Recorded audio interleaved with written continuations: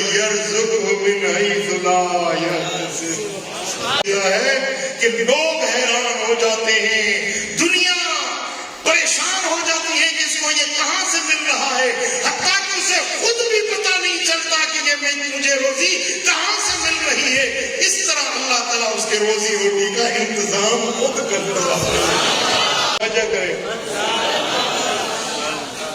چھوٹا بچہ ہوتا ہے نا، وہ ماں کی گود میں ہوتا ہے، ماں کے حوالے ہوتا ہے، باپ کے حوالے ہوتا ہے، وہ خود سپردگی کر دیتا ہے، اپنا تن من اپنی ماں باپ کے حوالے کر دیتا ہے۔ کپڑا چاہیے، مجھے کھانا چاہیے، مجھے دودھ چاہیے، مجھے کپڑا چاہیے، مجھے یہ چیز چاہیے۔ بچے کو فکر نہیں ہوتی ہے، فکر تو اس کو ہوتی ہے جس کی گود میں بیٹا ہوتا ہے، فکر تو وہ کرے گا نا۔ بچے نے جس بچے نے اپنا تن من جس کے حوالے کر دیا ہے، فکر تو اس کو ہوگی کہ اب عید آ رہی ہے، میرے بچے کو عید کے کپڑے چاہیے، میرے بچے کو خرچی چاہیے، میرے بچے کو اچھے کپڑے۔ ضرورت بچے کی ہوتی ہے، وہ جس کے گود میں ہوتا ہے نا، بس وہی اس کا انتظام کرتا ہے۔ بچے کو پرواہ نہیں ہوتی کہ بارش ہو گئی، فصل ڈوب گئے، زلزلہ آ گیا، نقصان ہو گیا، کیا ہو گیا، دنیا ادھر کی ادھر ہو جائے، بچے کو فکر نہیں ہوتی۔ وہ کہتا ہے میری ماں بیٹی ہے، میرا باپا جان بیٹا ہے۔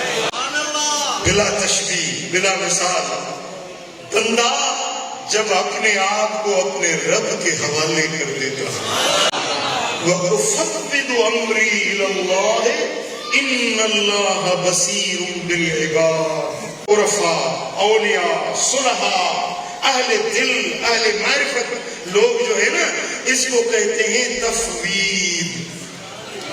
تے فا وا یا ضاد، تفویض۔ تفویض کا مقصد ہے خود کسی کے سپرد کر دینا۔ میں اپنے معاملات کو اپنے رب کے سپرد کرتا ہوں، اپنے رب کے حوالے کر دیتا ہوں۔ ان اللہ بصیر بالعباد، بے شک اللہ اپنے بندوں کو دیکھنے والا ہے۔ تو ہے جو نظام ہستی چلا رہا ہے، یہی تو ہے جو نظام ہستی چلا رہا ہے، ساری کائنات کو دے رہا ہے، آپ کو نہیں دے گا؟ میرے مولا تو ہی کا ساز ہے، تو ہی رزاق ہے، تو ہی کھلانے پلانے والا ہے۔ رب کائنات نے فرمایا کہ سلیمان، یہ میں ہوں جو اپنی مخلوق کو روزی کھلا رہا ہوں، سب کو روزی دے رہا ہے۔ بولو، دے رہا ہے یا نہیں دے رہا؟